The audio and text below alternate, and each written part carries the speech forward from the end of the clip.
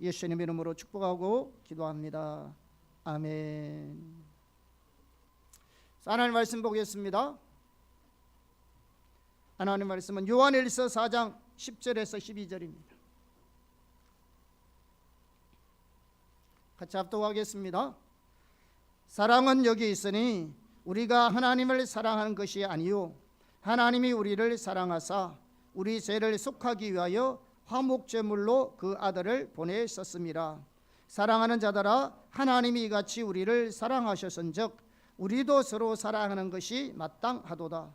어느 때나 하나님을 본 사람이 없으되 만일 우리가 서로 사랑하면 하나님이 우리 안에 거하시고 그의 사랑이 우리 안에 온전히 이루어지느니라.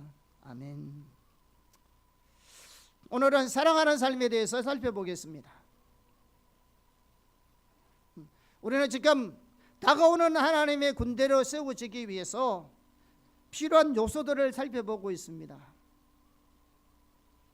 그래서 다가오는 하나님의 군대로 세워지기 위해서는 먼저는 발의 무리의 삶을 살아야 합니다. 뿐만 아니라 다가오는 하나님의 군대로 세워지기 위해서는 섬기는 종으로서의 삶을 살아야 합니다. 뿐만 아니라 하나님의 군대로 세워지기 위해서는 사랑하는 삶이 필수입니다. 오늘 본문에 보면 하나님께서 먼저 우리를 사랑하셨습니다. 그래서 우리의 죄와 허물을 사하시고 구원하기 위해서 그 아들을 화목제물로 드렸습니다. 하나님은 사랑이십니다. 그 사랑은 십자가를 통해서 확정된 불변의 사랑입니다. 하나님의 사랑은 변하지 않습니다. 반면에 하나님을 향한 우리의 사랑은 언제든지 변합니다. 10절에서 우리가 하나님을 사랑하는 것이 아니다라고 말씀하셨습니다. 그 말의 의미가 하나님에 대한 우리의 사랑이 지속적인 것이 아니라는 말입니다. 그러므로 우리 스스로의 힘과 열정으로는 하나님을 온전하게 사랑할 수 없습니다. 그 사랑은 쉽게 변하고 쉽고 오래가지 못합니다. 그래서 하나님은 우리가 예수를 처음 믿었을 때에 성령을 통해서 하나님의 무한한 사랑을 우리 마음속에 부어주셨습니다. 성경에 보면. 그리고 그 사랑이 소멸된 것이 아니라 지금까지도 그 사랑이 우리 가운데 남아 있습니다. 그것이 로마서 5장 5절에 말씀하고 있습니다. 그렇기 때문에 이 사랑은 아무도 모르게 부어진 것이 아닙니다. 그리고 그 하나님이 우리 마음 가운데 부어진 그 사랑은 나만 아는 사랑도 아닙니다. 모든 주위 사람들이 우리의 삶을 통해서 하나님의 사랑을 확인할 수 있습니다.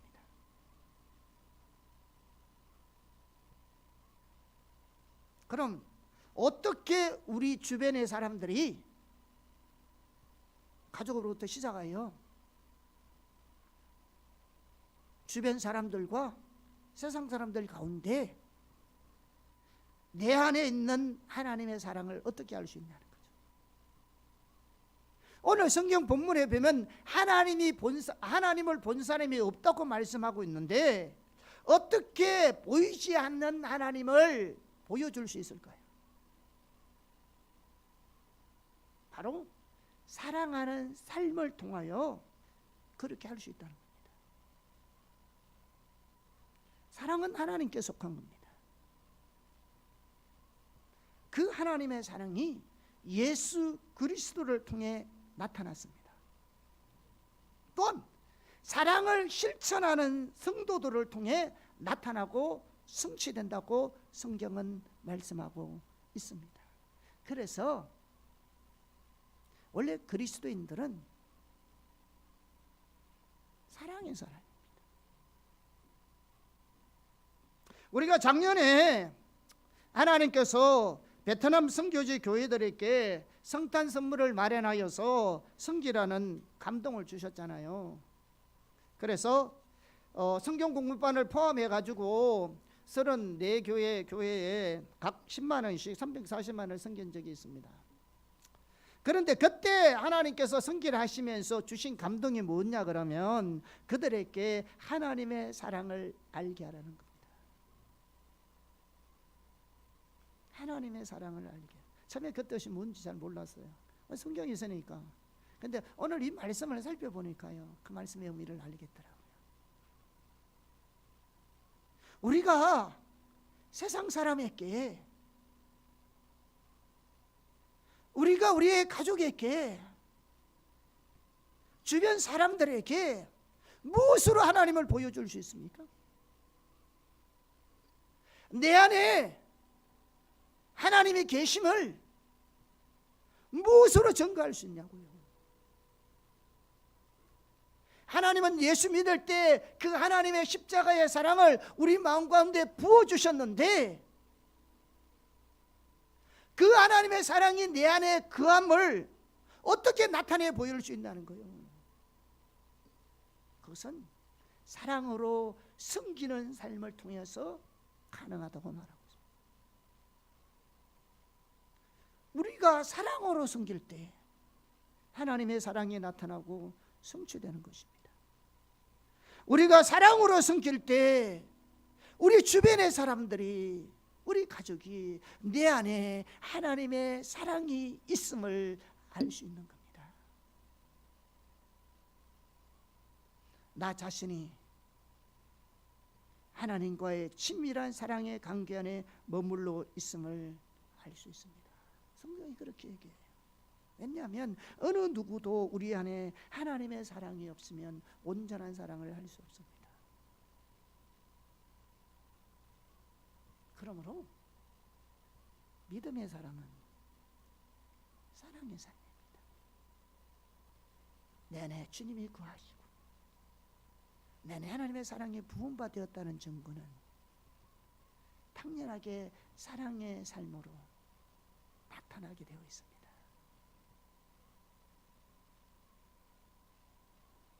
그래서 그리스도인들은 사랑의 삶을 살아가는 것이 필수입니다. 이거는 하나님의 군대로 세워질 뿐만 아니라 그리스도인의 삶으로서 필수적인 것이 사랑으로 섬기는 삶입니다. 내 속에 하나님의 사랑이 메마르면 부부 관계라도 사랑이 흐르지 않습니다. 자, 어떻게 사랑으로 섬길까요? 첫째, 사랑하는 삶은 반드시 복음의 토대 위에 서야 합니다. 너무 중요한 말입니다. 사랑으로 섬기되 반드시 복음의 토대 위에 섬겨야 한다고요. 사랑하는 삶 혹은 사랑에 섬기면 복음과 깊은 관계가 있습니다. 다시 말하면 복음이 바로 사랑의 섬김입니다. 복음 전파가 사랑의 섬김입니다. 뿐만 아니라 사랑의 섬김을 위해서는 반드시 복음의 토대 위에 서야 합니다. 자, 이 점을 갈라디아서 5장에서 우리에게 매우 잘 보여주고 있는데요. 갈라디아서 5장은 율법주의 신앙의 기초인 자기의에 대한 경계를 많이 하고 있습니다. 바울은 심지어 부분적으로라도 자기의를 의지하면 전체적으로 자기의를 의지하는 것과 같은 것이기 때문에 그 결과는 엄청나게 심각하다는 사실을 우리에게 경고하고 있습니다. 갈라디아서 5장 2절에서 4절을 보겠습니다. 자, 같이 보겠습니다. 시작. 보라, 나 바울은 너희에게 말하노니 너희가 만일 할례를 받으면 그리스도께서 너희에게 아무 유익이 없으리라.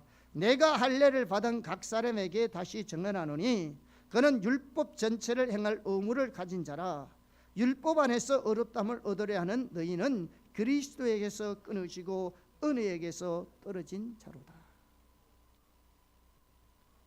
우리가 자기의에 기초한 신앙생활을 하면요, 하나님 은혜에서 끊어집니다. 예수님께서 십자가에서 이루어놓으신 그 모든 은혜들이 우리 가운데서 거쳐진다고요.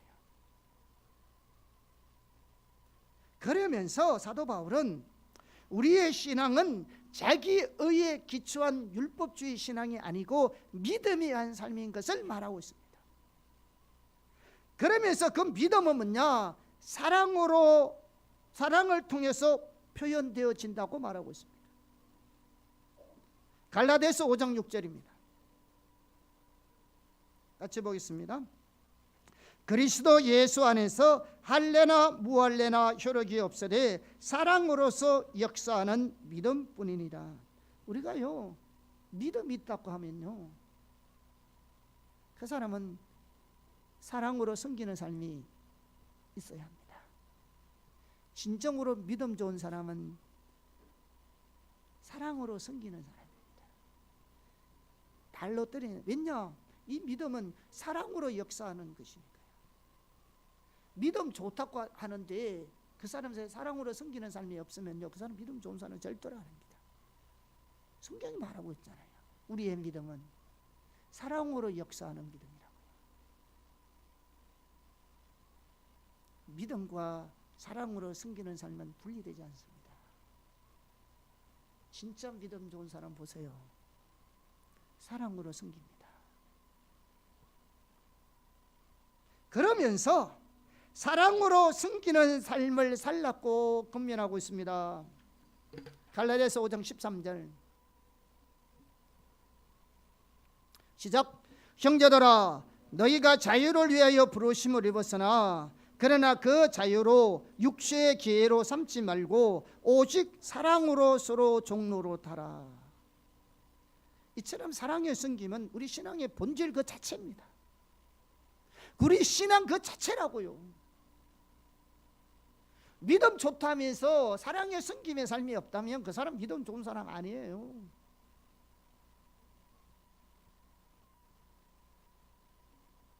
그런데 갈라디아서 5장은 그 이상을 말하고 있습니다.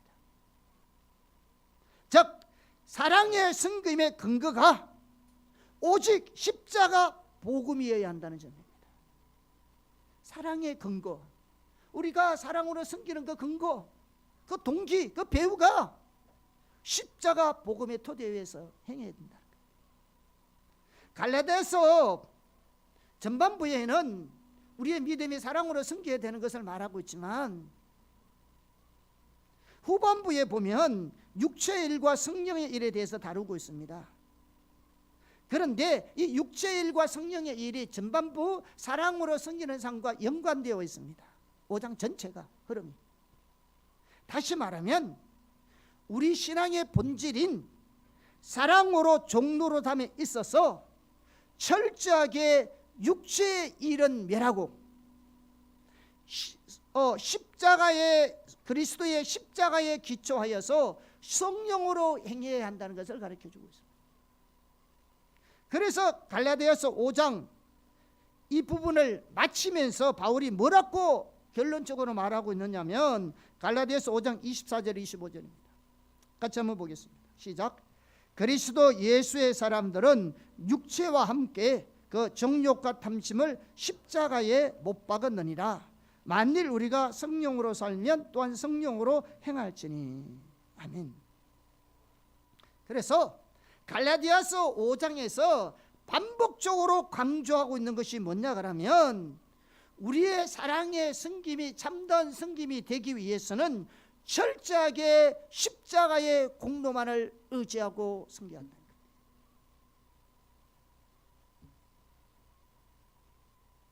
아멘. 우리의 믿음은 사랑으로 섬김으로 표현된다고요. 하나님께서 우리에게 주신 그 자유는 섬기는 삶을 살랐고 사랑으로 섬기는 삶을 살랐고 주셨다고요. 그런데 그 섬김의 근거가 뭐냐? 십자가 복음의 토대는 거예요. 그러면 주님의 십자가의 공로만을 의지하여 섬긴다는 말이 무슨 말일까요? 간략하게 몇 가지만 얘기하겠습니다. 다 설명할 수 없기 때문에 간략하게 우리가 이 토대 위에 사랑으로 섬겨야 합니다. 첫째는 자기의 의가 철저하게 파괴되는 것입니다.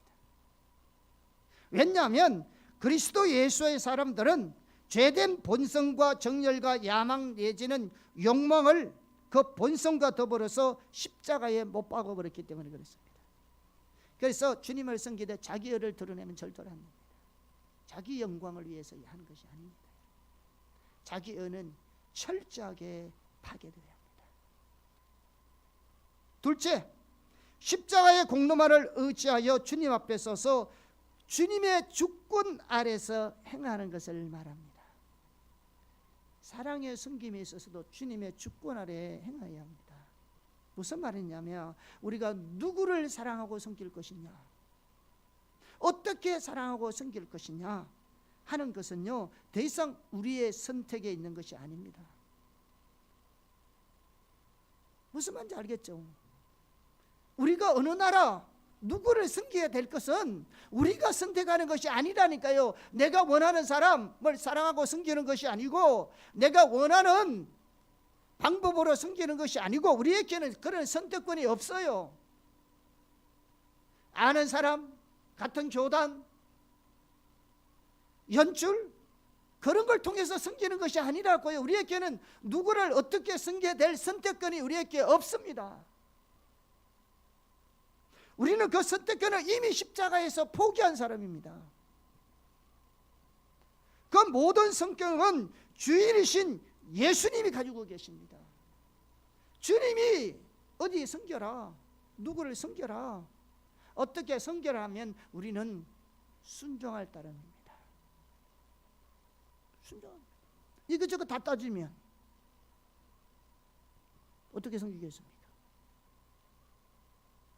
그래서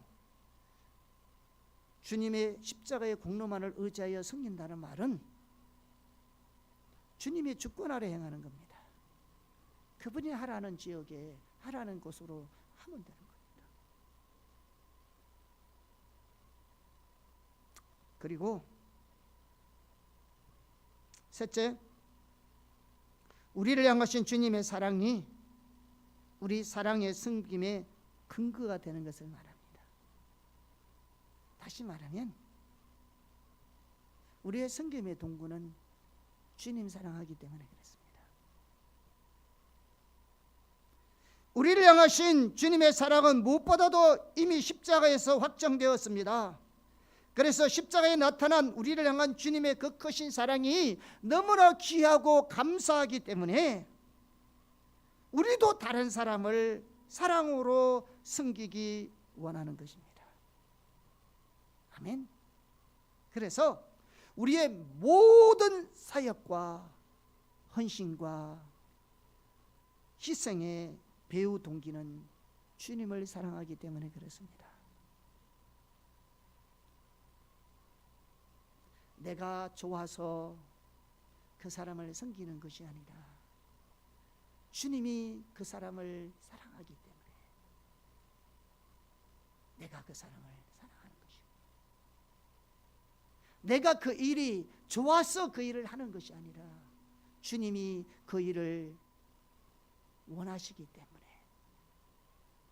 내가 사랑하는 그 주님이 그 일을 하기를 원하시기 때문에 내가 그 일에 동참하는 겁니다.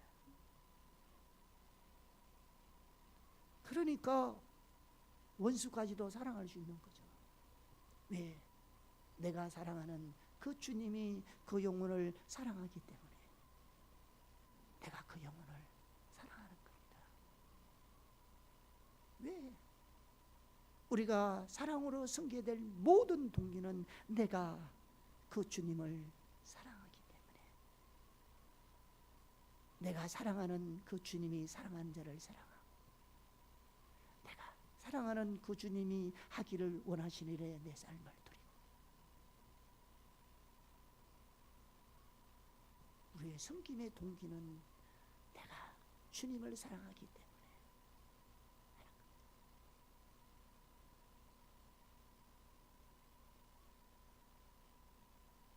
넷째, 섬기되 죽게 하듯 하는 것입니다. 우리는 우리의 형제와 이웃을 섬기되 결국은 누구를 섬기느냐? 주님을 섬기는 겁니다. 하나님은 모든 자에게 하는 것은 곧 내게 하는 것이라 하셨습니다. 그렇기 때문에 우리는 누구를 섬기든지 그 사람을 섬기는 것이 아니고 주님을 섬기고, 그래서 주님은 주님을 섬기듯이 단마음으로 즐거운 마음으로 하라는 겁니다. 주님을 섬기는 것이 기쁩니까? 주님을 섬기는 것이 즐겁습니까? 가족이든 이웃이든 형제든 우리가 주님을 섬기고 있습니다. 기억하십시오. 그러니까 주님을 섬기듯이 하여.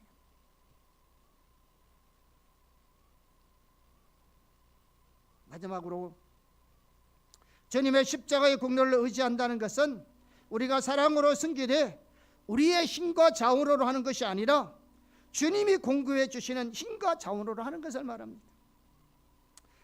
모든 일은 우리의 일이 아닙니다. 주님의 일이십니다. 그렇기 때문에 주님께서 필요한 자원과 능력을 부어주실 것입니다. 그러면 우리는 우리에게 주신 하나님의 은혜대로 섬기면 됩니다. 그래서 아까 그랬잖아요. 베트남 목회자 훈련하는 것도 하나님 하라하셔서 우리가 순종하는 거죠. 왜? 내 주님이 그 일을 하기를 원하시니. 그리고 그 주님이 우리 보고 동참하라고 말씀하시니 내가 주님을 사랑하니 그래서 동참하는 것이고, 그것이 주님을 섬기는 일이니 그래 동참하는 것이고. 그러나 우리가 할 수 있는 만큼 해야 돼요. 할 수 있는 능력 없는데 어떻게 하나님 부으시는 은혜만큼 하시는 거예요. 아멘. 하면 하나님께서 하나님 일을 이루시는 거죠. 자, 이런 관점에서 오늘날 우리의 섬김을 한번 살펴보십시오. 우리가 어떻게 주님을 섬기고 있는지, 어떠한 자세로 주님을 섬기고 있는지, 내 섬김이 제대로 하고 있는 건지, 특히 섬김의 영역들을 한번 살펴보십시오. 그동안 섬김의 영역을 교회에서 봉사하고 목회자들을 섬기고 이웃들에게 구조하는 정도로 우리가 생각하고 있습니다. 그런데요, 당연히 이런 부분들도 사랑하고 섬겨야지요, 영역이면. 그런데 성경은 그보다 훨씬 더 큰 영역이 있습니다. 예를 들면 에베소서 5장 6장만을 보더라도요, 그리스도를 경외함으로 피차 복종하라고 말하면서 사랑의 섬김의 세 가지 영역을 말하고 있습니다. 뭔지 아세요? 남편과 아내, 부모와 자녀, 직장에서의 고용주와 근로자의 관계입니다. 우리는 섬김에 대한 관계를요, 너무나, 다시 말하면 교회에서 목회자에게, 이웃들에게 이런 항전이야. 부부관계도 사랑으로 섬겨야 될 영역입니다. 가정에서도 사랑으로 섬겨야 될 영역이고요, 직장생활에서도요 사랑으로 섬겨야 될 영역이에요. 직장생활 여러분 잘 하셔야 합니다. 돈 버는 곳이 아니라고요. 돈 주니까 돈 주는 만큼 일하는 곳이 아니라고요. 그곳이라도 우리는 사랑으로 섬겨야 될 영역이라고요. 여러분,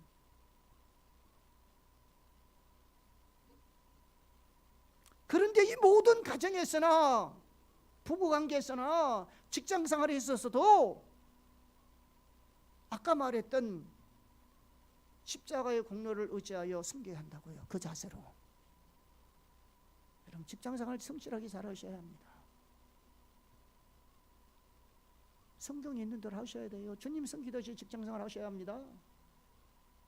여러분, 그 직장에서 여러분이 일어나요, 그 역할들이 잘 이루어지도록 은혜를 구해야 합니다. 스트레스 받을 것이 아니고요, 그곳에서 여러분이 섬기는 마음을 안 하니까 스트레스 받는 거죠.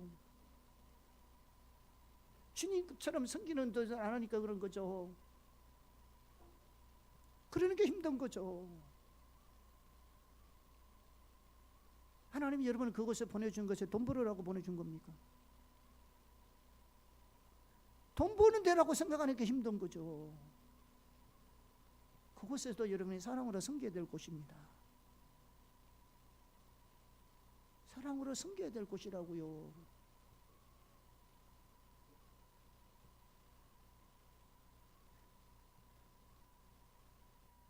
우리가 그 섬김에서 십자가의 공로를 의지함으로 섬기지 않으면 하나님 앞에 심판받는다 했습니다.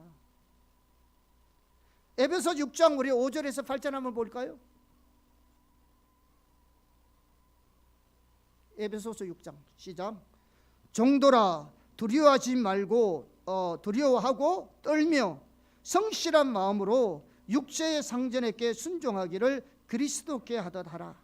눈가림만 하여 사람을 기쁘게 하는 자처럼 하지 말고 그리스도의 종들처럼 마음으로 하나님의 뜻을 행하고 기쁜 마음으로 섬기기를 주께 하듯 하고 사람들에게 하지 말라.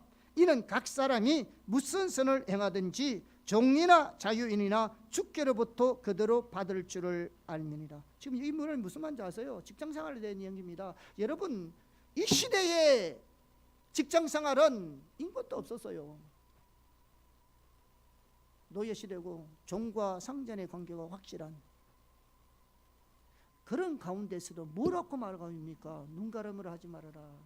대충대충 하지 말아라. 주님을 섬기듯이 하라는 겁니다. 그런데 오늘은 우리 사회에는 우리는 어떤 태도로 섬기고 있냐고요. 그럼 직장생활 어떻게 할 거냐고요.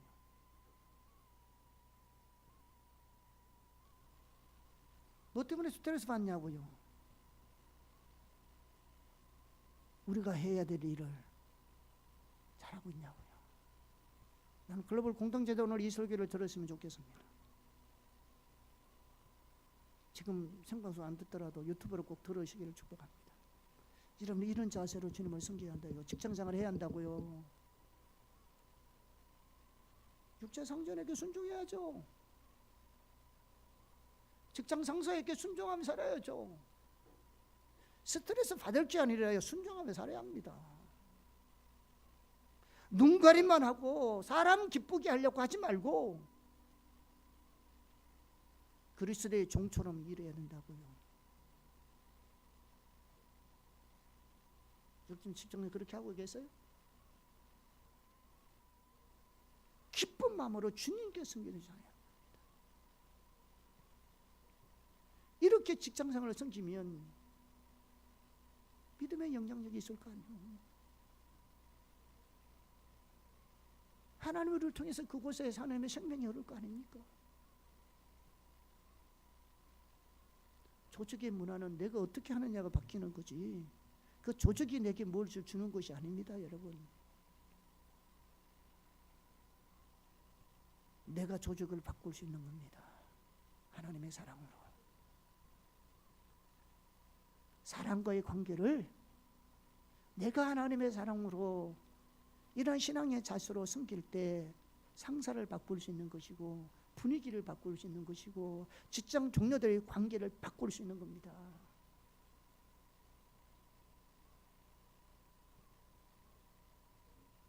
우리는 이렇게 신실하게 직장 생활을 하려고는 안 하고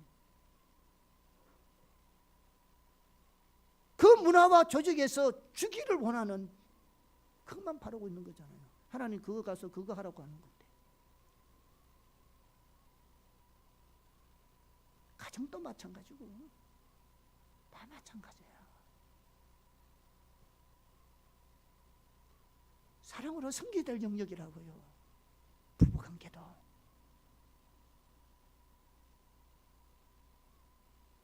이게 안 되니까 교회에서는 잘하는데 목회자에게는 잘하는데 이웃에게는 잘하는데 자기 아내나 남편에게는 부부나 자식에게는 직장 상사에게는 직장 생활은 엉망인 거죠. 하나님의 사랑이 사람마다 환경마다 영마다 다른 거야. 그런 거요. 하나님 우리 가운데 부으신 그 사랑, 그 사랑으로 섬기는 우리의 사랑이 사람마다 다르고 환경마다 다르고 지역마다 다르고 분위기마다 다르고 조직마다 다른 거예요. 아니죠. 동일한 겁니다. 모든 영역에 동일한 하나님의 사랑의 성김이 나가야 합니다. 이외에도 많은 섬김의 영역들이 있습니다. 어떤 영역에서든 섬기는 방법은 마찬가지입니다. 말씀드렸던 십자가 보험의 기초에 섬겨야 합니다. 아멘. 그래야만이 모든 영역에서 참된 사랑의 섬김이 이루어질 수 있습니다. 그래서 먼저 우리가 사랑을 섬기되 십자가 복음의 토대에 섬겨야 합니다. 둘째, 사랑하는 삶에는 부정적인 요소가 제거되어야 합니다. 사랑하는 삶에는 크게 두 가지 측면이 있다고 생각합니다. 하나는 부정적인 요소를 제거하는 것입니다. 다른 하나는 긍정적인 요소를 적극적으로 추구하는 것입니다. 우선 부정적인 요소를 제거하는 측면은 우리들이 서로 사랑하기 위해서 그것을 방해하는 요소들을 우리 가운데서 제거하는 것을 말합니다. 우리 서로 사랑하는데 그 사랑으로 섬기는 데 있어서 방해하는 요소들이 있어요. 이거 제거되어야 합니다. 이게 장벽으로 가로막혀 있으면, 장애물로 남겨 있으면 절대로 사랑할 수 없습니다. 그래서 이런 부정적인 요소들이 반드시 제거되어야만이 진정한 사랑의 삶을 섬길 수 있습니다. 여러분 배워서 왜 사랑하는지 우리가 다 알고 있어요. 아까 그런 방법으로 섬기기 원하는데 뭐냐면 장애물이 있어요. 가로막는 것이 있다고요. 많은 요소들이 여기에 포함될 수 있는데요, 그 중에 특별하게 우리가 많이 우리가 알고 있는 몇 가지만 다루고자 합니다. 우리가 하나님의 군대를 세워지기 위해서는요, 반드시 이런 부분들이 다루어져야 합니다. 이것들이 교회에서 반드시 다루어지지 않으면요, 절대로 하나님의 군대를 세워지지 뿐만 아니라 성령이 원하는 교회가 될 수 없습니다. 첫째, 말 문제가 교회 안에서 다루어져야 합니다. 특히 후욕, 다른 사람을 판단하고 비판하는 말들. 자, 릭 조이너가 쓴 빛과 어둠의 영적 전쟁의 책에 보면요, 어떤 것이 있냐 그러면 하나님의 군대와 사단의 군대가 이렇게 싸우는 장면이 나옵니다. 그런데 사단들이 타고 다니는 말이 있는 거죠, 말. 그런데 그 말을 자세히 보니까 성도들인 겁니다. 사탄이 타고 다니는 말이 성도들이라고. 그런데 사탄이 말을 타고 활을 막 쏘는데 그 화살을 보니까 성도들의 말이라는 거죠. 그러니까 사탄들이 하나님의 군대들하고 싸우는 그 도구가 뭐냐니까 성도들 통해 나타나는 말로 통해서 싸우고 있다. 사탄의 무기가 성도들이라니까요. 세상 것들 가지고만 싸우는 게 아니라 그들이 하나님의 나라의 군대들과 싸우는데, 성도들을 통해서 싸우는데, 그 성도들에서 나오는 무기가 뭐냐니까 나오는 말이더래요.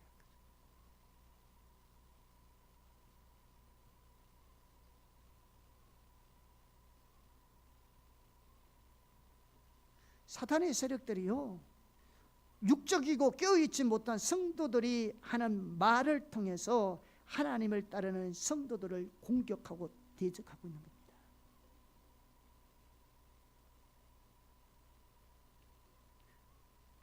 누가 성도들을 죽이는지 아세요? 성도들이 죽이는 겁니다. 외부의 적이 교회 내부의 적을 무너뜨린 것보다도 내부에서 스스로 우리가 무너지고 있다. 우리끼리 비난하고 후욕하고 그 말들을 통해서 교회 자체가 분열되고 무너진다고요. 이거요, 엄청난 죄악입니다. 교회가 분리될 뿐만 아니라 이런 것 때문에 나라가 무너지는 겁니다. 교회가 성령의 다스리는 교회가 되기 원하면요, 반드시 이 부분을 다뤄야 되고 하나님 반드시 이 부분을 다루십니다. 우리 교회 공동체 안에요, 사랑의 공동체가 되려면요, 이런 말로 사람을 공격하는 것이 반드시 다뤄져야 합니다. 안 그러면 절대로 사랑의 공동체가 안 됩니다. 여러분의 가정도 똑같습니다. 둘째는 시기와 질투의 문제가 다뤄져야 합니다. 시기와 질투의 문제도 말 문제와 깊은 관련이 있습니다. 우리나라는요, 반장 하나도 제대로 못 세웁니다. 왜? 사람이 그냥 안 놔둬요. 헛들고 비판하고 판단하고. 그 때문에 우리나라에는요, 지도자들이 부족합니다. 왜? 뭐 하려고 하면 뭐 헐도 없고 판단하고 비판하고 시기하고 질투해서 가만 안 둬요. 그러니까 선거 때마다도요, 비판적인 전략들이 먹혀 들어가요. 그러니까 근거 없는 거라도 무조건 터뜨려 보는 거죠. 이게 우리나라 병폐고 이거 무서운 어두움입니다. 교회 안에서든 나라 안에서든요, 이런 시기 질투 때문에 무너지는 겁니다.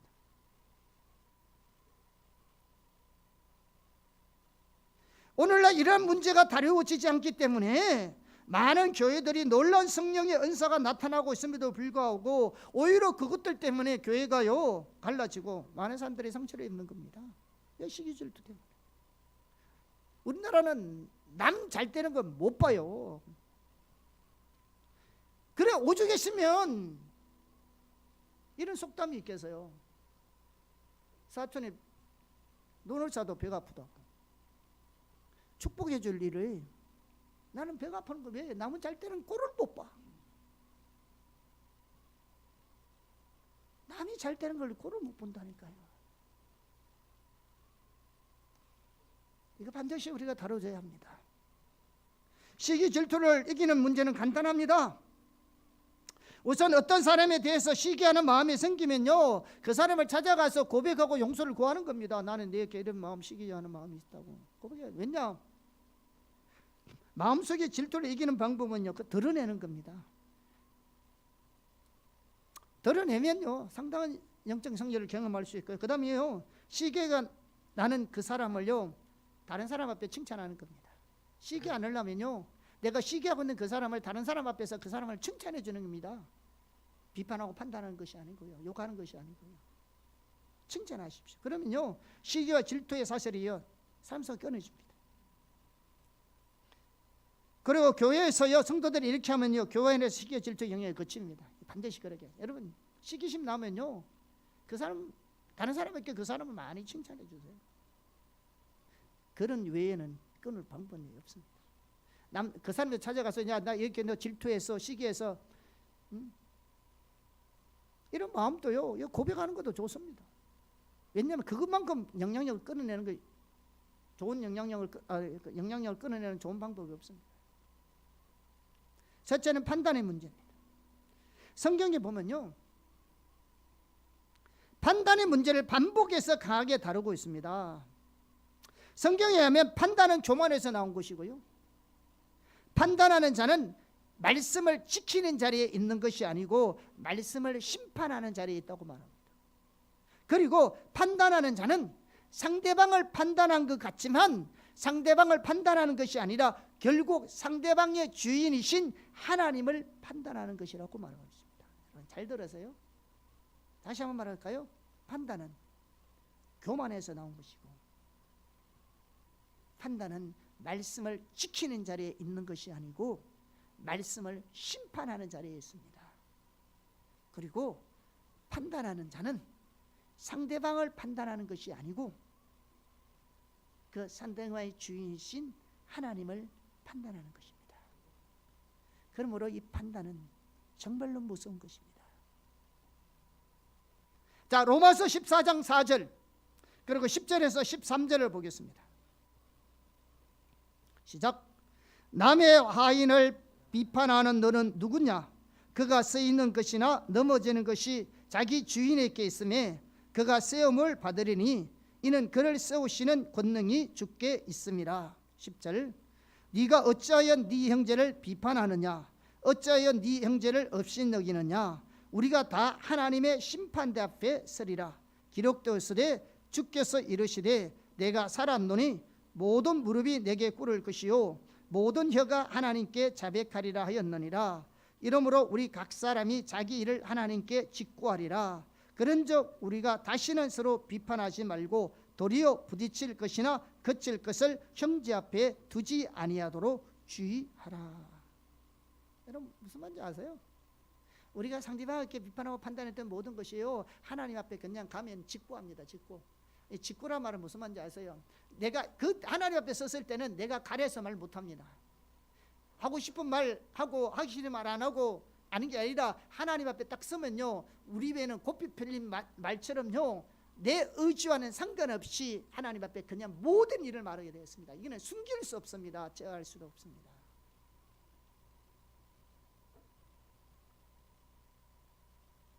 그 말송에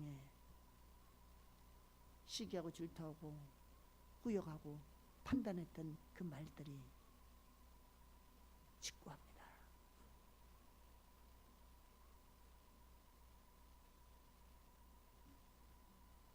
판단을 이길 수 있는 좋은 방법이 있습니다. 그것은 예수님의 이름으로 상대방을 축복하는 것입니다. 많이 축복해 주십시오.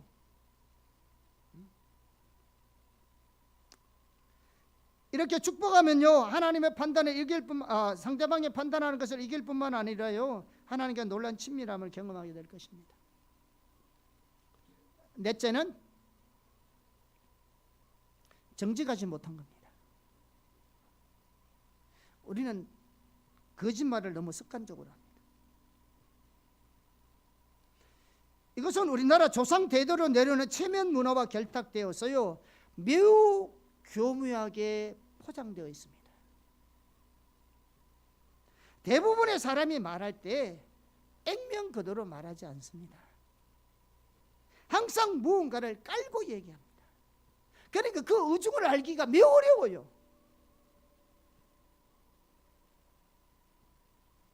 그렇기 때문에 상대방의 이야기도 그렇게 받아들여요. 왜?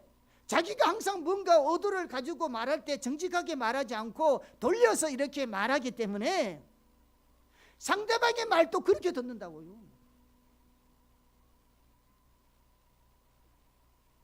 정직하지 못한 거죠.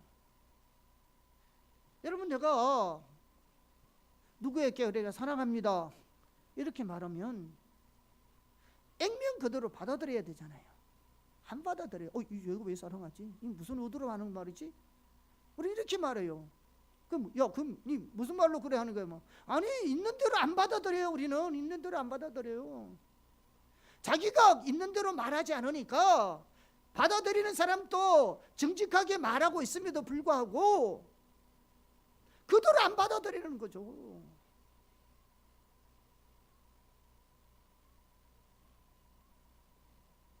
어느 사모님이 독일에서 오래 계셨는데 한국에 와서 로레스가 걸렸습니다. 왜냐하면요 사람들과 대화할 때마다도요 그 배우의 진위를 알려고 노력하다가 그렇게 된 겁니다. 왜냐하니까 자기는 그냥 있는 대로 말하는데 남들이 말할 때는 있는 대로 말이 아니니까 다른 의도를 꼭 말하니 그거 모르는 거예요. 그거 알려고 노력하다가 노래에서 걸린 겁니다.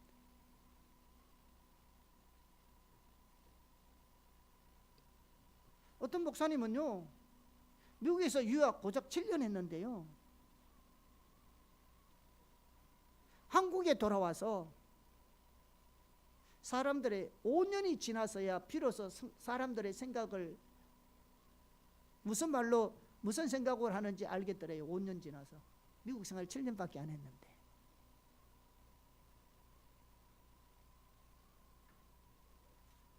그만큼 우리의 말에도 정직하잖아요. 여러분 뭘 깔고 얘기하지 마세요. 성경에 뭐냐면 yes 아니면 아니라 했잖아요. 있는 대로 얘기하면 되잖아요. 표현을 좋게 하면 되잖아요. 있는 대로 해라 해가지고 뭐 직선적으로 그냥 하라는 말이 아니라 좋게 표현하면 되잖아요. 여러분 우리가 정직하기를 축복합니다.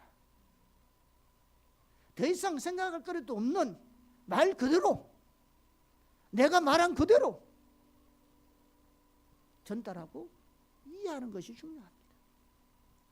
그 외에도 정직하지 못한 것에는 여러 가지 요소들이 포함되어 있습니다. 과장하는 것, 또 축소하는 것, 또 자기 정당화, 이 자기 변명, 이 모든 것이 뭐냐? 정직하지 못한 데서 나오는 겁니다. 정직하게 말하고 행동했다면 변명할 거리가 뭐 있습니까? 있는 대로 받아들이면 되지. 내가 그래, 그런 말이 맞아. 그러면 되잖아요. 했을 때는 아니야. 내가 그런 의도를 했으니까 했다고 하면 되는데 자꾸 변명하지. 그게 아닌데, 그게 아닌데. 우리는 그러지.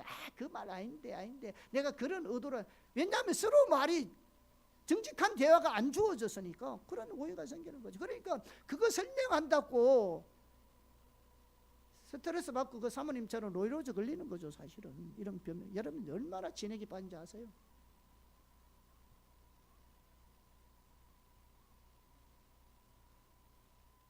이런 자세가 다뤄지지 않으면요, 개인도 그렇고 가정도 그렇고 교회도 그렇고요, 절대로 성령이 통치하는 삶을 살 수 없습니다. 또 주님 안에 잘할 수도 없고요. 하나님은 나다넬 같은 마음의 자세를 기뻐합니다. 하나님께서 나다넬을 봤을 때 그 속에 뭐가 없더라? 간사한 것이 없더라. 여러분 정직한 것이 정말로 중요합니다.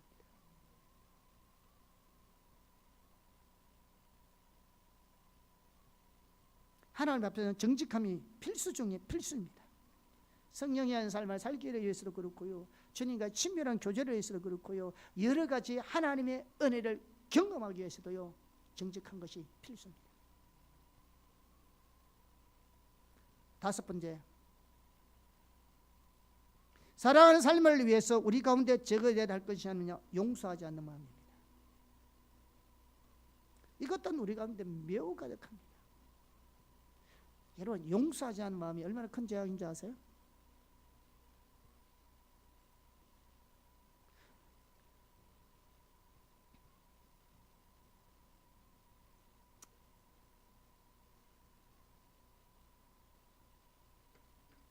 오늘날요,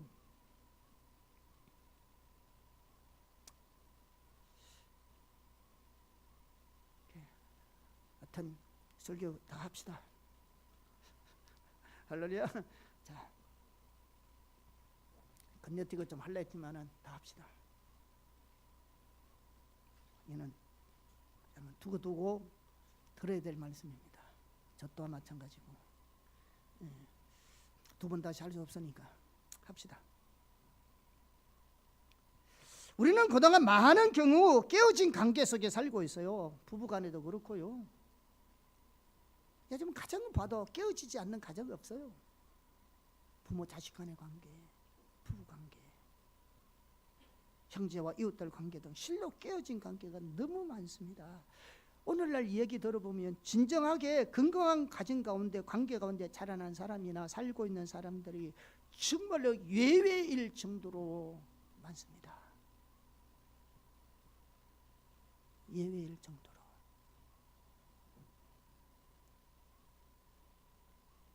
우리 아들이, 둘째 아들이 여기 있지만 가족 얘기해서 죄송한데요, 우리 둘째 아들이 하는 고백이 그런 거죠.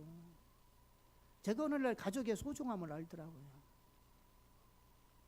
가진 것은 없고 화려하게 살지는 않지만 우리 가정과 우리 가족과 친척들이 이렇게 우애 있게 지내는 것이 소중하는 것을 오늘날 깨닫더라고요. 그 원인을 물어봤더니 자기 친구들 가운데 깨어지지 않는 가정이 없는 거죠. 그래서 우리 집은 큰 집도 아니고 뭐 풍족하게 사는 부자도 아닌데 가정에 행복하고 친척들하고 이렇게 우애 있게 지내는 모습이 정말로 귀한 것이라는 것을 오늘 깨닫더라고, 대학생을 합니다. 여러분 오늘날 깨어진 가정들이 너무 많습니다.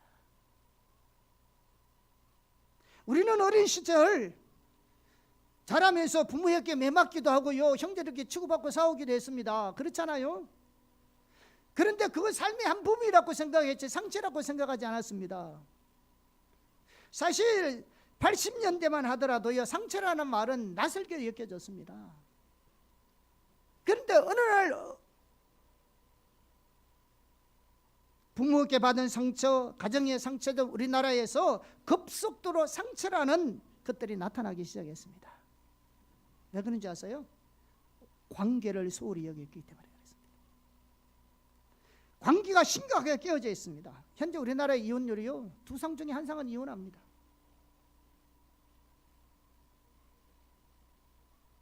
철저하게 가정이 무너지고 있습니다.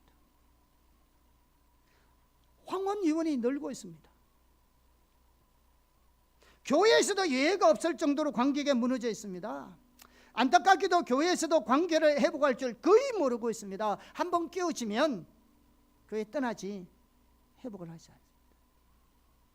가정에서도 관계가 깨어지면 회복이 안 되고 평생 말 안 하고 지냅니다. 찾아오지도 않고 찾아가지도 않습니다. 그리스도인도 예외가 아닙니다. 이런 관계의 문제는요, 뭐와 관련되어 있냐면 용서의 문제와 관련되어 있기 때문에 그렇습니다. 대부분의 많은 사람들이요, 용서할 줄 모릅니다. 여러분 용서 잘하세요? 제일 힘들어하는 게 뭐냐면 용서하는 것입니다.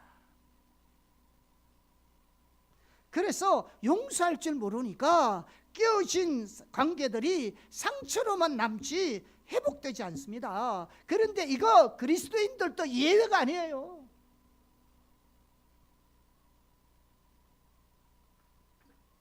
성경에 보면 이 부분을요, 매우 심각하게 다루고 있는지 아세요? 성경에는 용서하는 마음이 얼마나 심각한 죄이며 그 결과가 어떤 것인지 성경에는 명백하게 얘기하고 있는데, 우리 그리스도인들의 용서하는 마음에 대해서 너무나 무지한 겁니다. 심각성을 몰라요. 모든 죄들이 그렇습니다마는 즉각적으로 사단에 억압을 초월하는 죄들이 있습니다. 그 중에 뭐냐면, 그 중에 첫 번째가 뭐냐, 용서하지 않는 마음입니다. 그 다음은 뭐냐, 우상 숭배와 성적인 죄입니다. 이런 죄들은 바로 사단의 억압 가운데 있습니다.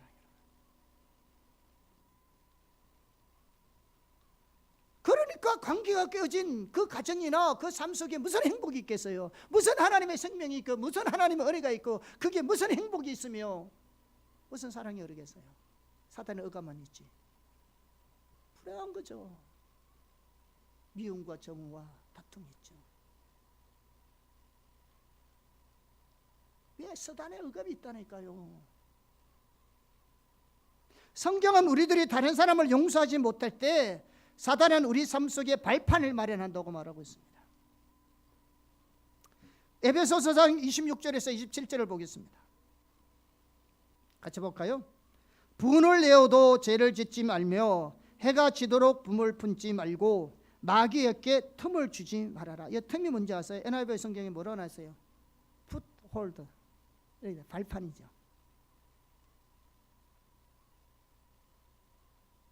많은 사람들이 용서하지 못하는 그 나름대로의 이유가 있습니다, 여러분.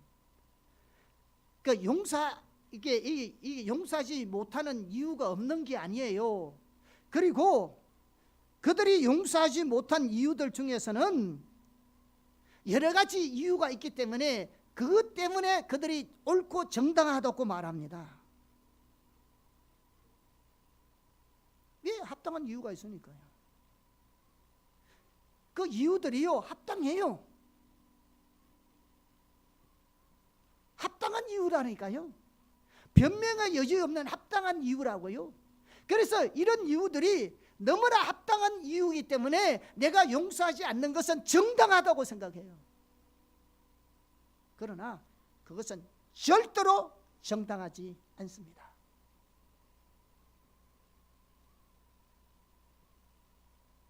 절대로 정당하지 않다고요. 아무리 내가 용서하지 않는 것이 그 이유가 아무리 크고 옳다고 하더라도 하나님 앞에서는 용서하지 않는 것이 절대로 정당화 될 수 없습니다. 왜냐하면 우리는 하나님께로부터 더 많은 죄를 용서받았기 때문에 그렇습니다.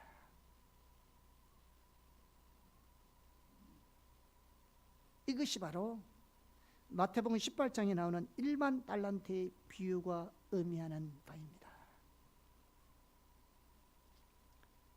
베드로가 예수님께 이런 질문을 했습니다. 주님, 형세가 내게 죄를 범하면 몇 번이나 용서하여 주리이까?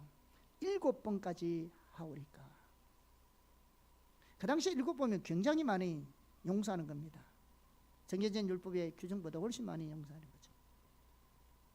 그때 예수님께서 이렇게 답변하셨습니다. 7번뿐만 아니라 7번이라도 7번을 70번이라도 뭐하다? 그렇게 할지니라. 그러니까 사실은 7, 7이 49 뭐 이렇게 계산한 게 아니라 무한대로 용서해 주라는 말이잖아요. 그러면서 예수님께서 1만 달란트 비유를 통해서 용서하는 삶에 대해서 가르쳐주고 있습니다.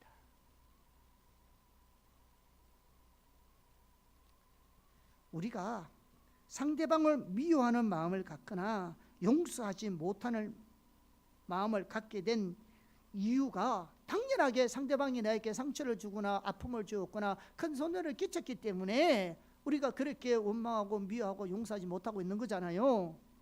그런데 그러한 정당한 이유들은 일반 달란트 비유 중에서 어떤 것과 같냐면 100데나리온과 같은 겁니다.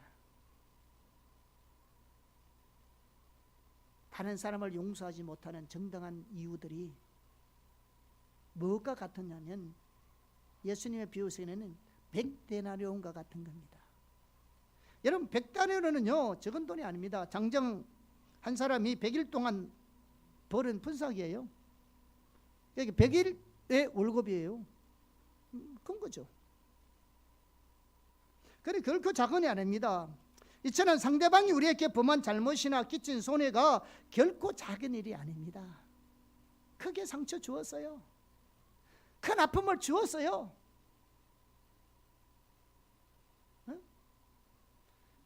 큰 손실을 끼쳤다고요. 여러분의 상처가 적은 것이 아니었다고요. 하나님이 지금 그걸 말하고 있는 게 아니라고요. 여러분이 받은 상처, 충격, 아픔, 고통, 실망,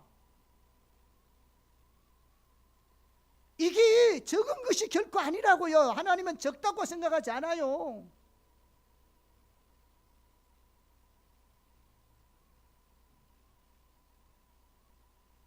주님은 그걸 말하고 있는 게 아니에요. 결코 그것이 적어서 합당하지 않아서 여러분의 정당한 이유가 정당화되지 않는 것이 아니에요. 문제는 그게 아니에요. 문제는 그게 아니라 우리가 주인이신 하나님께 용서받은 것은 그것보다도 훨씬 큰다 있다는 겁니다. 내가 하나님 앞에 용서받은 것이 그것보다 훨씬 크다는 겁니다.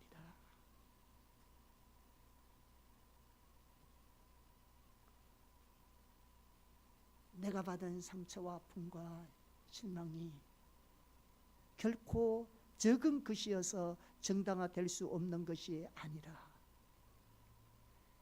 내가 받은 하나님의 그 사랑의 용서가 그것보다 크기 때문에 용서해야 한다는 겁니다.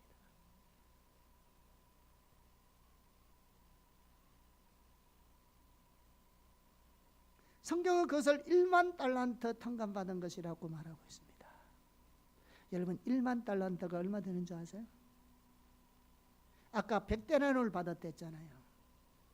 10,000달란트가 6,000데나리온입니다. 아니 1달란트가 6,000데나리온입니다. 장정 한 사람이 6,000일을 해야 받을 수 있는 품삯입니다. 근데 그 임은 얼마라고요? 1만 달란트입니다. 어마어마한 숫자입니다. 어마어마한 숫자입니다. 예수님께서는 우리가 하나님께 용서받은 죄가 엄청나게 크다는 겁니다. 우리가 얼마나 죄를 많이 짓고 삽니까? 그래서 상대방이 내게 어떤 상처와 아픔과 실망과 손실을 끼쳤다 할지라도 그것이 얼마나 크고 정당할 만한 이유라 할지라도 내가 주님께 받은 용서하고는 비유로 되지 않으니까 용서해야 하는 거예요. 그러면서 우리들이 상대방을 용서하지 못할 때는 그 이유가 무엇이든지 상관없이 당연하게 정당한 이유겠지만 예수님은 하나님의 용서가 우리에게서 보류된다는 겁니다. 성경에 명백하게 이야기하고 있습니다. 내가 용서해주면 하나 우리 죄 용서 안 해줘요. 그리고 우리는 즉각적으로 어둠의 세력에 억압을 받게 되었습니다.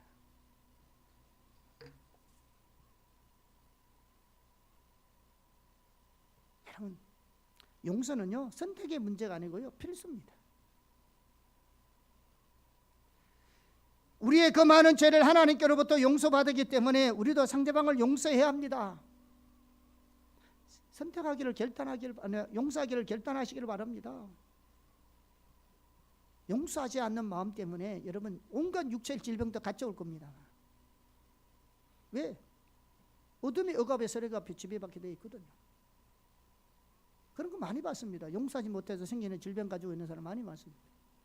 그래서 치유사회 갈 때 치유가 안 되는 하나님께 용서하는 마음 풀어라고 해서 용서하는 마음을 가질 때 금방 치유되는 것도 많이 봤습니다. 또한 용서는요 감정의 문제에 앞서서 의지의 문제입니다. 여러분, 많은 사람들이 용서의 문제를 감정의 문제로 생각하기 때문에 어려움을 겪습니다. 우리가 용서했는데도 상대방에 대한 마음이 있잖아요. 서운한 마음이 남잖아요. 그래서 그것 때문에 고민하잖아요. 아닙니다. 우리가 용서했으면요 이미 용서한 겁니다. 하나님 앞에. 물론 상처는 남지만. 그래서 그 사람을 지속적으로 축복해 주세요. 그럼 하나님 그 상처를 치유해 주십니다. 미움과 원망의 마음은 하나님부터 상처를 치유받아야 합니다. 이게 남거든요. 이거 안 남다는 거 보장 없습니다. 그러나 의지적으로 용서를 해야 합니다. 그리고 남은 서운함이나 아픔은 주님 앞에 와서 치유받으셔야 합니다. 그렇게 해결하셔야 돼요. 그것 때문에 계속 용서하지 못하고 어색한 분위기를 가지고 불편한 관계를 가지고 서운한 마음으로 대하고 이러면 안 되는 겁니다. 상처가 안 남는다는 게 아니에요. 남아요. 여러분 한번 운전면허 교통사고 난 적이 있죠. 났을 때 후유증이 얼마나 오래 갑니까? 그때 생각하면 아이고 옵살하죠. 그러나 지금은 그 사고는 관계없잖아요. 그 감정이 아직도 남아있을 뿐이지. 용서도 똑같은 겁니다.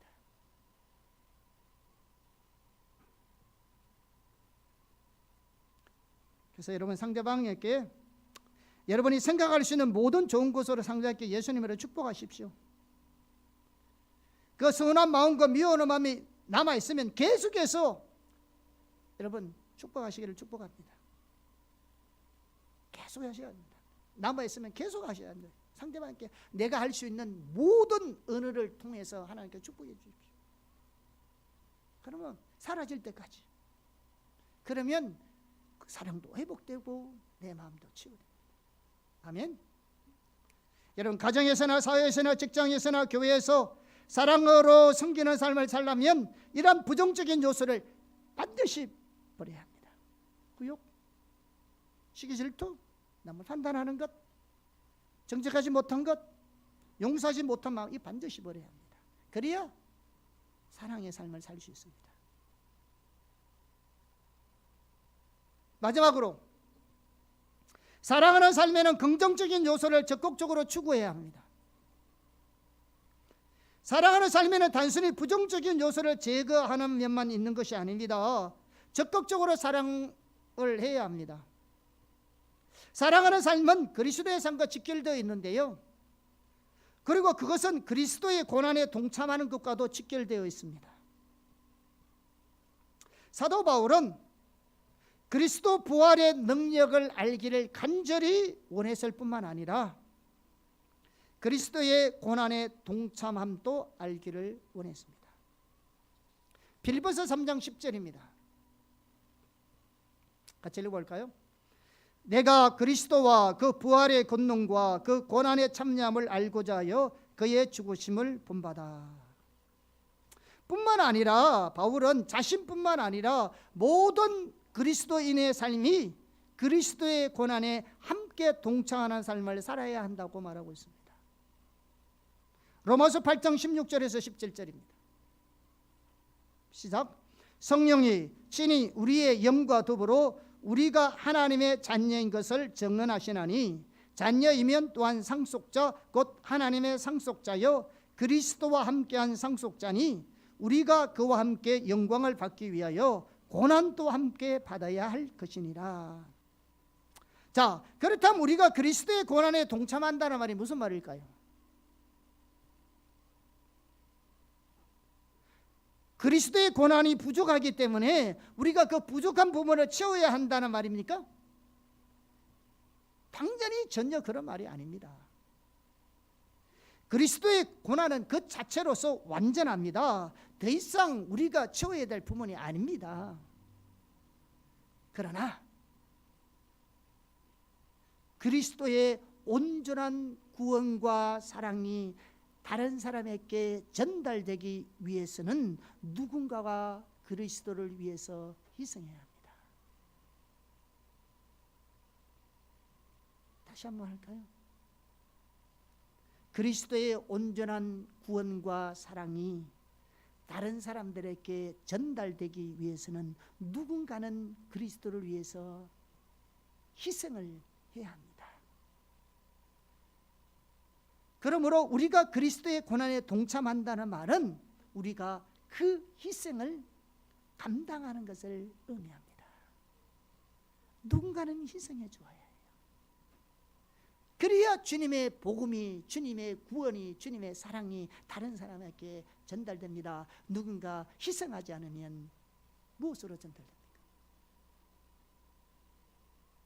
누군가 헌신해 주지 않고, 누가 섬겨주지 않고, 대가를 지불하지 않으면, 누가 그 어려움을 감당해 주지 않으면, 누가 그 수고를 해주지 않으면 어떻게 구원이, 하나님의 사랑이 다른 사람에게 흘러갈 수 있습니까?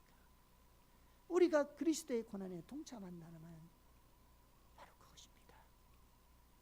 복음이, 주님의 사랑이 다른 사람에게 흘러갈 수 있도록 내가 희생하는 것. 자, 이 부분들 한 가지 이제 마지막으로 간단하게 제가 살펴보고, 왜 이게 그리스도의 고난에 동참한다는 말의 의미가 뭔지를 우리가 이렇게 좀 더 실제적으로 알기 위해서 간단하게 제가 말씀을 드리겠습니다. 그 홍콩의 사회관의 제키 플린저라는 그 여러분 책을 읽어보신 적이 있을지 모르겠어요. 그 책을 꼭 한번 읽어보시기 바랍니다. 그분은 홍콩의 마약자들을 그 범죄 소굴에 들어가서 하나님이 그 처녀 때부터, 그렇게 여자예요, 처녀 때부터 그곳에 가서 그 흉악범들, 이렇게 마약, 알코올 중독자들, 마약 중독자들을 이렇게 소굴에서 이렇게 전도하기로 하는 소명을 주셨어요. 근데 그 치유 과정이 어떻게 했냐면은, 이제 전도해서 그 사람은 절대로 그 자리에 가서 이렇게 전도도 이렇게 하면 안 돼요. 가만히 앉아 있답니다. 이따가 하나님이 누구에게 가라면 가는 거죠. 철저하게 하나님 인도를 따르는데요. 그러다 보면 예수님을 만나서 새롭게 이렇게 구원받고 치유된 형제들이 있잖아요. 자, 그 사람들이 전도로 나갑니다. 마약 거리에다가 접근합니다. 그러면 이제 마약 하는 사람들, 옛날에 같이 있었으니까 아는 사람들이죠. 또 마약 중독에서 벗어나려고 하니까 쉽지 않잖아요. 그래서 새롭게 태어난 형제들이 접근해서 예수님을 소개합니다. 그럼 마약 중독자들은 같이 마약을 하고 있었는데 새롭게 변화된 사람 보고 놀랄 거 아닙니까? 그래서 그런 사람들에게 찾아가서 이렇게 복음을 전합니다. 그러면서 그들을 위한 특별한 예비된 장소를 초청해요. 그러면 그 사람들도 변화된 사람들 보면서 희망을 가지고 이제 이렇게 그 장소로 나옵니다. 그러면 마약 중도들이 그 예배 장소에 오면 그 형제들을 진심으로 환영하고 섬기고 예수님을 소개합니다. 그리고 예수님을 영접한 자들에게 성령님이 임하셔서 방언의 은사를 주시도록 기도해요. 그런데 여태까지 예수님을 영접한 자들을 위해서 방언의 기도를 이렇게 구했을 때 100% 방언의 은사가 주어졌다 해요.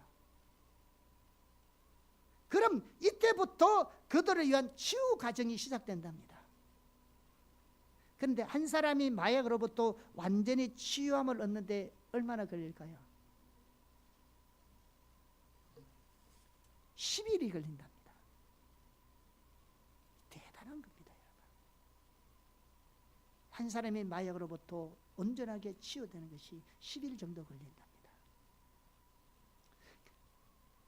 여러분, 한 사람이 마약 중독에 벗어나기 얼마나 고통이 심하고 힘드는데, 너무나 신기하고 놀라운 사실은 그들이 방언으로 기도하기만 하면 하나님의 평강이 그들에게 임하고요, 어떤 통증도 없이 그냥 잠에 빠진답니다. 그러나 그들의 치유는요, 성령의 은사만 가지고 되지 않습니다. 그때부터 있잖아요, 본인도 방언 기도를 하게 하실지 몰라도 그때부터 어떤 일이 일어나면 열흘 동안 한 사람이 단 1초도 빼놓지 않고 마약 중독자 곁에서 돌봅니다. 1초도 안 빠져요. 화장실 갈 때도 같이 가요. 이렇게 하여튼 동성질이 하는 거죠. 남자는 남자, 여자는 여자대로 섬길 때 1초도 빠뜨리지 않고요, 화장실 가면 화장실 가고, 사회할 때도 같이 들어가고, 잠을 잘 때도 돌보는 사람은요 자지도 않고 그 옆에 앉아서 24시간 그를 위해 기도합니다. 그런데 한 사람이 다 할 수 없으니까 4시간 단위로 봉사합니다. 4시간 단위로 봉사하니까 10일 동안 하려면 몇 사람이 필요하면 60명의 사람이 필요합니다. 결코 쉬운 일이 아니죠. 이렇게 해서 뭐냐, 한 사람의 마약 중독자가 예수님께 새 생명이 없고 마약에 얽매여서 자유함을 얻습니다. 이 과정에서 한 사람이 마약의 중독에서 치유되는 것은 전적인 성령의 역사이고 하나님의 능력입니다. 그러나 그 하나님의 치유가 실현되기 위해서는 전도로 나가는 형제들을 말할 것도 없고 60명의 성도들이 주님의 역사를 위해서 희생해야 합니다. 이게 주님의 고난에 동참하는 삶입니다. 하나님의 능력이 그냥 이루어집니까? 주님의 복음이 그냥 증거됩니까? 섞여주는 사람이 있어야지. 주님의 통로가 되어줄 사람.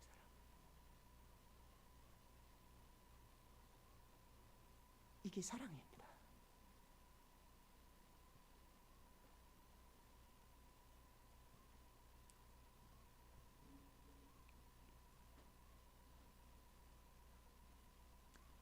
그런데 이렇게 사랑하는 삶 혹은 주님의 고난에 동참하는 삶은 무거운 짐이나 의무가 아닙니다. 그것은 참으로 특권이고 기쁨입니다. 아멘.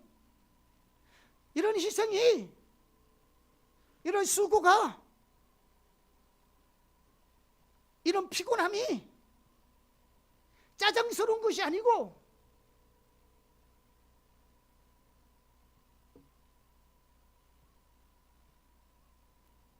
기쁨이고 특권이라니까요. 빌보서 1장 29절입니다. 빌보서를 시작. 그리스도를 위하여 너희에게 은혜를 주신 것은 다만 그를 믿어뿐만 아니라 또한 그를 위하여 고난도 받게 하려 하심이라. 하나님께서 예수 그리스도를 말미암아 그 은혜를 인하여 믿음으로 말미암아 구원을 받게 하실 뿐만 아니라 주님의 고난에도 동참할 수 있도록 우리를 은혜 주셨다고요.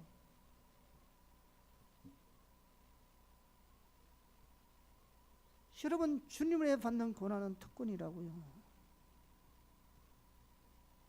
여러분, 이 말이 무슨 말인지 실감하지 않죠? 새 번역에는 이렇게 번역되어 있습니다. 새 번역 한번 볼까요? 같이 읽어보겠습니다. 시작. 하나님께서는 여러분에게 그리스도를 위한 특권, 즉 그리스도를 믿는 것뿐만 아니라 또한 그리스도를 위하여 고난을 받는 특권도 주셨습니다. 예수 믿는 특권도 있지만 고난 받는 것도 특권이라고요. 그분을 위해서 수고하고 희생하고 때때로 피곤하고 때때로 지키고 힘들어하고 때때로 먹지 못하고 자지 못하고 이런저런 요구도 먹어가면서 박해받아가면서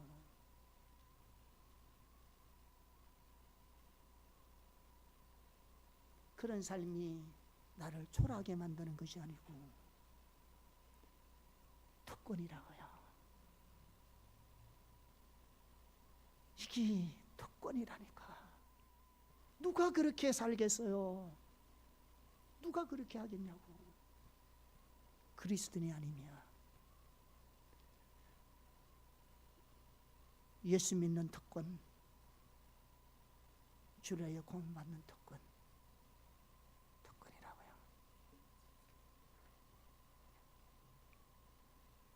이처럼 사랑하는 삶에는 능동적이고 적극적인 면을 포함합니다.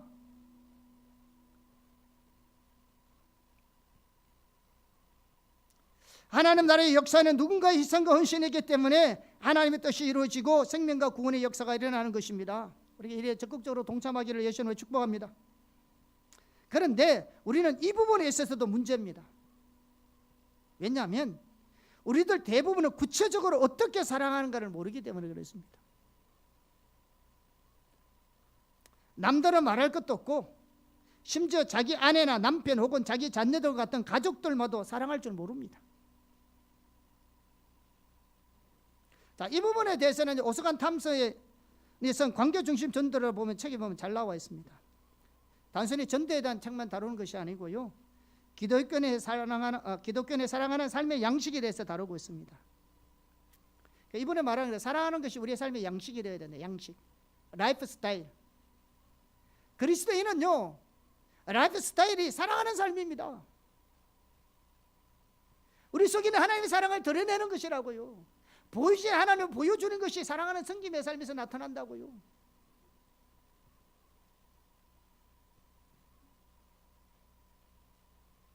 그런데 오스간 탐스는 사랑의 정의가 뭐냐? 사랑은 상대방의 필요를 채우는 것이라 주장합니다. 그래서 우리도 동일한 가치관을 가지고 있습니다. 사랑은 상대방의 필요를 채우는 겁니다. 그러면서 한 가지 예를 듭니다. 그분이 자기 아내는 이 시장을 갈 때 뭐 한 군데 가서 금방 사오는 것이 아니고 그 근처의 모든 상점을 한 번도 아니고 두 번째 한 10번 정도 돌아본 후에 처음 들렸던 가게에 가서 물건 사온답니다. 남자들이 제일 싫어하는 겁니다. 같이 부부끼리 가더라도 제일 힘들어하는 분이 뭐냐, 가서 필요한 것만 딱 사가오면 될 텐데 한 바퀴 전부 다 돌다가 처음에 와서 사는 거. 부부끼리 많이 사보셨죠? 시장 보러 갔다가. 아마 이거 남자들 제일 싫어하는 부분이 이런 부분들. 너네 할 것 없이. 그런데 자기도 그런 아내 따라하는 거 싫어한다네요. 그런데 아내가 원하기 때문에 그렇게 한답니다. 왜? 아내를 사랑한다는 것은 아내의 필요를 채우는 거기 때문에. 아내가 원하니까, 자기는 싫지만 아내가 그걸 원하니까 해주는 거죠. 이게 사랑입니다.